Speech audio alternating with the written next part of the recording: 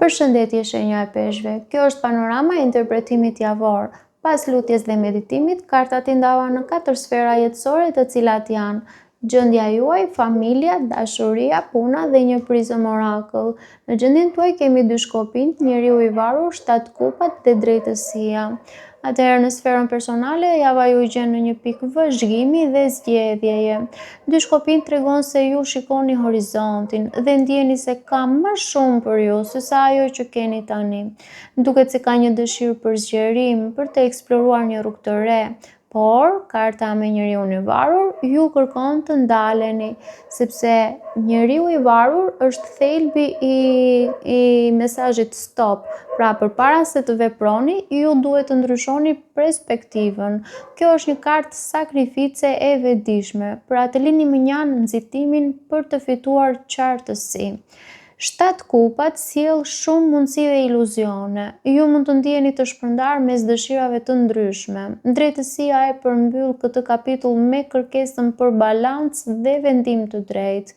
Pra duket se ju qëndroni në prag të një zgjedhjeje të rëndësishme dhe Zoti ju kërkon të ndaleni për të parë më qartë.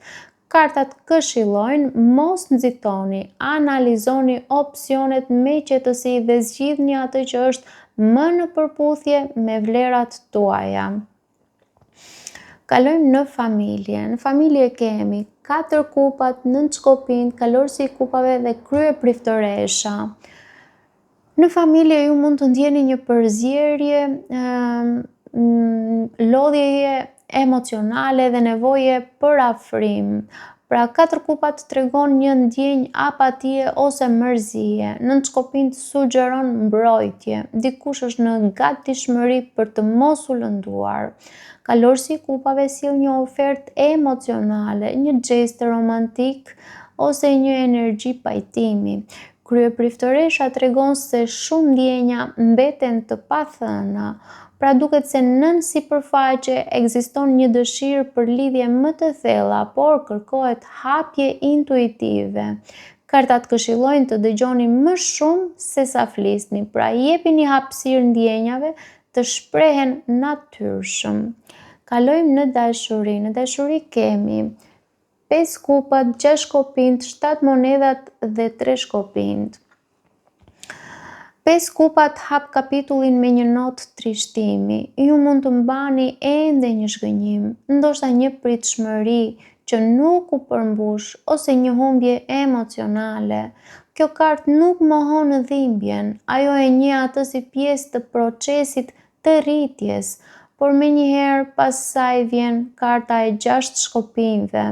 Kjo është karta e triumfit. Ajo tregon se pavarësisht plagëve, ju keni forcën për të ecur përpara dhe për të rifituar besimin në veten tuaj. Pra në dashuri kjo mund të jetë një moment ku ndiheni të vlerësuar ose kur kuptoni se keni mësuar nga e kaluara.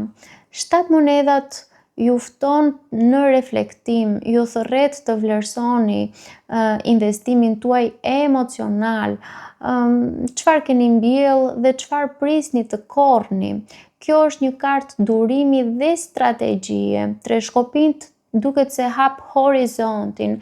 Ju filloni të shikoni përpara me optimizëm të kujdesshëm. 3 shkopinj gjithashtu është edhe kartë që tregon një pritje, pra duket sikur prisni diçka ose dikë. Dashuria bëhet një projekt afatgjatë, jo vetëm një reagim momental. Pra duket se ju kaloni nga pikëllimi në vetbesim dhe më pas në planifikim të vetëdijshëm. Dashuria për ju këtë javë është proces shërimi dhe ndërtimi. Ju mësoni të mos e mohoni dhimbjen, por ta përdorni si themel për zgjedhje më të mençura. Duket sikur ka një temë të fortë të pjekurisë emocionale. Ju nuk kërkoni më vetëm ndjenjë, por drejtim.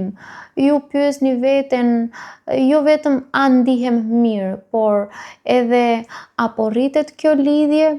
Pra kartat këshillojnë të lejoni vetes të vajtoni atë që nuk funksionoi, por mos qëndroni aty. Festoni fitoret e vogla në marrëdhënie, jini të duruar me procesin, sepse dashuria e qëndrueshme ndërtohet me kohë, mbani syt nga e ardhmja, pa harruar mësimet e së kaluarës. Kalojmë tek puna. Në punë kemi kalorësin e shpatave, 10 kupat, magjistari dhe 10 monedhat. Në punë energjia është shumë e fortë dhe premtuese. Kalorësi i shpatave tregon veprim të shpejtë dhe vendosmëri. 10 kupat sjell kënaqësi emocionale në ambientin profesional. Magjistari ju kujton fuqinë tuaj për të manifestuar, ndërsa 10 monedhat tregon potencial për stabilitet afatgjatë. Pra duket se veprimi i vendosur i kombinuar me vizion krijon sukses të qëndrueshëm. Kartat këshillojnë të përdorni aftësitë tuaja me vetbesim dhe mendoni gjithmonë për plane afatgjatë. Kalojmë në Prism Oracle ku kemi Stop. Stop është zemra e këtij interpretimi për ju. Stop ju kujton se ndalimi është pjesë e lëvizjes. Nga ana intuitive unë do t'ju thoja që kur ndaleni për të reflektuar, ju shmangni gabimet e nxituara. Pra, merrni çdo ditë disa minuta heshtje për të rishikuar drejtimin tuaj. Paçim!